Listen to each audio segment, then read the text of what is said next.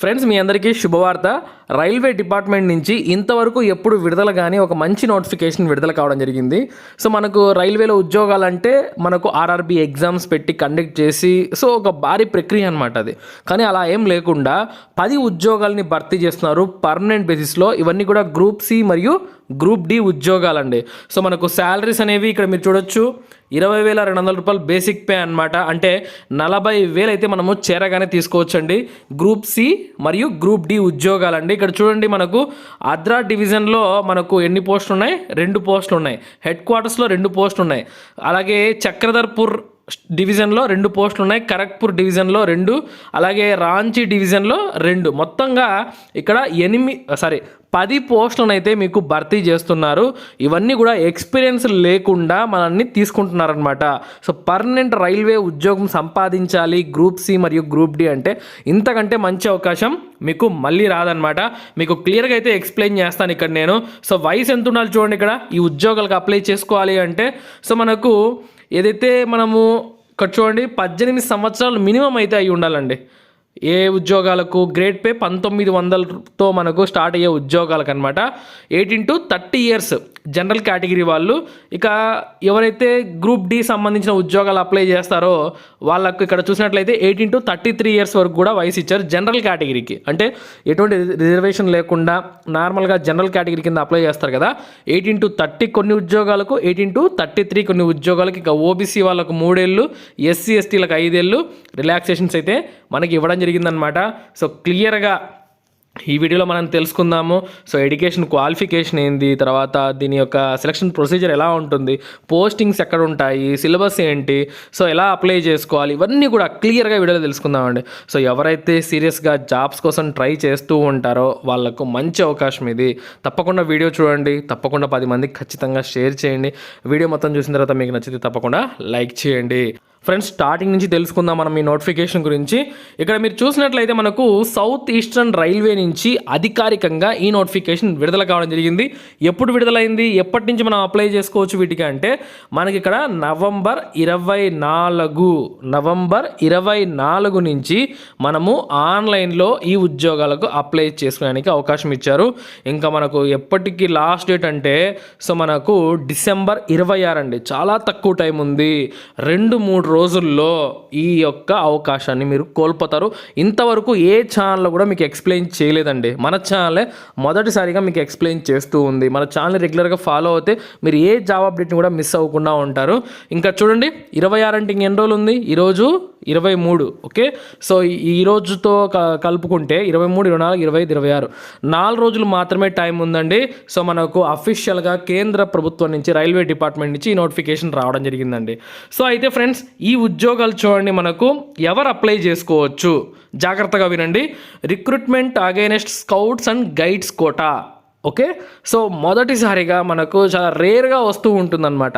మామూలుగా స్పోర్ట్స్ కోటాలో భర్తీ చేస్తూ ఉంటారు, కానీ ఇక్కడ స్కౌట్స్ అండ్ గైడ్స్ కోటా. చాలామంది స్కూల్స్లలో స్కౌట్లలో చేరింటారు అనమాట. స్కౌట్లో వాళ్ళు పార్టిసిపేట్ చేస్తూ ఉంటారు కదా, స్కూల్స్లో కాలేజెస్లో స్కౌట్లో చాలామంది ఉంటారు. సో అందుకోసమే ఈ నోటిఫికేషన్ చాలా చాలా ప్రత్యేకమండి.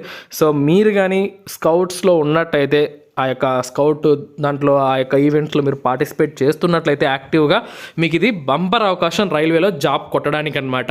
సో ఇండియన్ నేషనల్స్ అందరూ కూడా అప్లై చేసుకోవచ్చు అండి. మనకు తెలంగాణ వాళ్ళకు, ఆంధ్ర వాళ్ళకు ప్రతి ఒక్కరికి అవకాశం అయితే ఇవ్వడం జరిగిందనమాట. ఇక ఈ ఉద్యోగాలకు ఎలిజిబిలిటీ క్రైటీరియా చూద్దాం. స్కౌటింగ్ అండ్ గైడింగ్ క్వాలిఫికేషన్స్ ఏంటి అని చూసుకున్నట్లయితే మనకి ఈ ఉద్యోగాలకు అప్లై చేసుకోవాలంటే మీరు స్కౌట్లో ప్రెసిడెంట్ అయినా అయి ఉండాలి, లేదా గైడ్ అయినా అయి ఉండాలి, లేదంటే రోవర్ అయినా అయి ఉండాలి, లేదంటే రేంజర్ అయినా అయి ఉండాలి. సో ఆల్రెడీ స్కౌట్స్లో పార్టిసిపేట్ చేస్తున్న వాళ్ళకు ఈ యొక్క హోదాలు అనేవి అర్థమై ఉంటాయి. స్కౌట్లో మీరు ప్రెసిడెంట్ అయినా అయి ఉండాలి, లేకపోతే గైడ్, లేకపోతే రోవర్, లేకపోతే రేంజర్. ఓకేనా? సో ఇది కాక ఆర్ అని ఇచ్చారు, Himalayan wood badge. Okay, Himalayan wood badge ఉన్న వాళ్ళు కూడా దీనికి అప్లై చేసుకోవచ్చు. అలాగే చూడండి, should have been an active member of scouts guides organisation for the last 5 years. Last 5 ఏళ్ల నుంచి మీరు యాక్టివ్ మెంబర్గా ఉండాలన్నమాట. సో ఇది కూడా compulsory.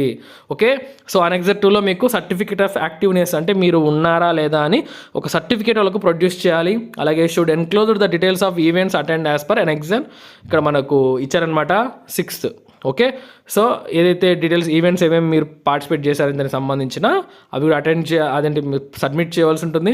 Should have attend at least 2 events at national level.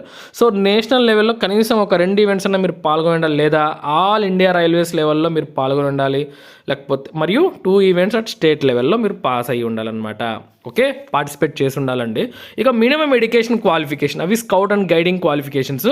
ఇక ఎడ్యుకేషన్ క్వాలిఫికేషన్స్ ఏముండాలి చూడండి, మనకు ఇంటర్మీడియట్ పాస్ అయిన గ్రూప్ సి లెవెల్ ఉద్యోగాలకు అప్లై చేసుకోవాలంటే 12th + 2 స్టేజ్ అనమాట, అంటే ఇంటర్ అర్హత. సో 50% మార్కులతో మీరు పాస్ అయ్యి ఉండాలి. ఐ పాస్ ఇన్ మెట్రికులేషన్ వాళ్ళు కూడా అప్లై చేసుకోవచ్చు అంట, కాకపోతే ఐటీఐ సర్టిఫికేట్ ఉండాలి ఆర్టిసన్ సంబంధించి. అంటే ఇంటర్ లేకపోతే 10th పాటు ఐటీఐ చేసిన వాళ్ళు ఆర్టిసన్స్ విభాగంలో వాళ్ళు కూడా అప్లై చేసుకోవచ్చు.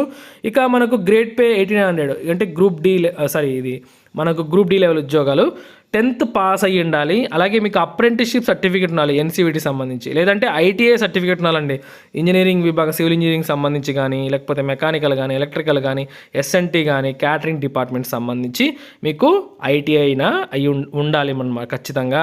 లేకపోతే 10th పాస్ ఇంకా ఇతర ఐటీఐ డిపార్ట్మెంట్స్లో మీరు చదివి ఉన్నా సరిపోతుందన్నమాట. సో క్లియర్ కదా. మనం ఎగ్జామినేషన్ ఫీజు విషయానికి వచ్చినట్లయితే చూడండి, ఇక్కడ మనకు జనరల్ కేటగిరీ ఓబీసీ అభ్యర్థులకు 500 రూపాయలు ఫీజు ఇచ్చారు.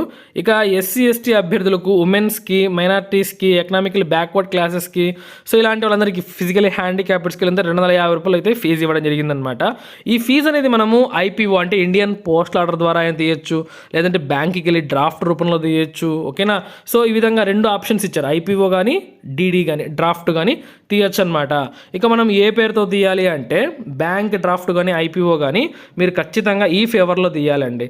FA and CAO South Eastern Railway Garden Reach 700043 payable at GPO Kolkata అనే పేరుతో మీరు తీయవలసి ఉంటుంది. అలాగే మీ యొక్క ఐపీఓ కానీ మీ యొక్క బ్యాంక్ డ్రాఫ్ట్ కానీ సో మీరు ఏ విధంగా అయితే ఫీజు పే చేస్తారో దాని బ్యాక్ సైడ్ ఖచ్చితంగా మీ నేమ్, ఫుల్ అడ్రస్ ఇవన్నీ కూడా ఖచ్చితంగా మెన్షన్ చేయాలి అని చెప్పి వీళ్ళు చెప్తున్నారండి. సో క్లియర్ కదా. సో ఈ విధంగా అయితే మనం ఫీజు పే చేయవలసి ఉంటుంది. ఇకపోతే ఎవరైతే ఎగ్జామినేషన్స్కి అటెండ్ అవుతారో వాళ్ళకు 400 రూపాయలు ఫీజు రీఫండ్ చేయడం జరుగుతుందన్నమాట. అంటే మీరు కట్టడమేమో 500 కడతారు డిమాండ్ డ్రాఫ్ట్, కానీ మీరు ఎగ్జామినేషన్కి అటెండ్ అయిన తర్వాత మీకు 400 రూపాయలు వెనక్కి వచ్చేస్తుంది. అప్పుడు కేవలం 100 రూపాయలు మాత్రమే ఫీజు మీ దగ్గర తీసుకున్నట్టు. ఇక ఎస్సీ ఎస్టీ ఈడబ్ల్యూఎస్ వాళ్ళకు, ఫిజికలీ హ్యాండిక్యాప్డ్స్కి, ఉమెన్స్కి తీసుకుంటారు కదా, మైనారిటీస్కి అందరికీ కూడా 250 రూపాయలు మొత్తం రిటర్న్ చేస్తారు, వాళ్ళకి ఫ్రీగా అప్లై చేసుకున్నట్టే అనమాట. సో క్లియర్ కదా, చాలా మంచి అవకాశం ఇది ఫీజు లేకుండా వాళ్ళకు. ఇక మనం ఈ ఉద్యోగులకు సంబంధించిన సెలక్షన్ ప్రొసీజర్ ఎలా ఉంటుంది అని చెప్పి మనం ఇక్కడ చూసుకున్నట్లయితే మనకు రిటర్న్ టెస్ట్ ఉంటుందండి ఫస్ట్.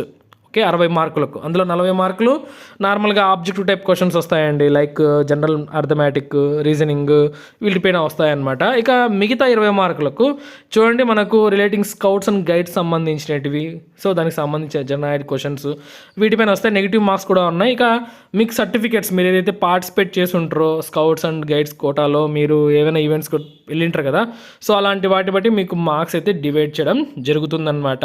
ఇక ఎలా మనం సబ్మిట్ చేయాలి, ఆన్లైనా ఆఫ్లైనా అని చూసుకున్నట్లయితే మనకు ఆఫ్లైన్ విధానంలో అప్లై చేసుకోవాలని చెప్పించారండి.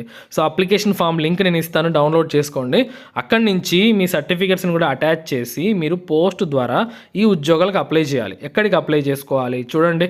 సో ఇక్కడ మనకి ఇచ్చారు, the chairman railway recruitment cell, bungalow number 12A, garden reach, Kolkata 700043. Okay, drop box has also been provided in the RRC office building. Okay, so office బిల్డింగ్లో కూడా మీరు వేయచ్చు, అంటే డైరెక్ట్ ఆర్ఆర్సీ ఆ యొక్క ఆఫీస్ బిల్డింగ్కైనా వెళ్ళి వేయచ్చు కోల్కతా దగ్గర ఉంటే, లేదంటే మీరు పోస్ట్ ద్వారా పంపించవచ్చు అనమాట.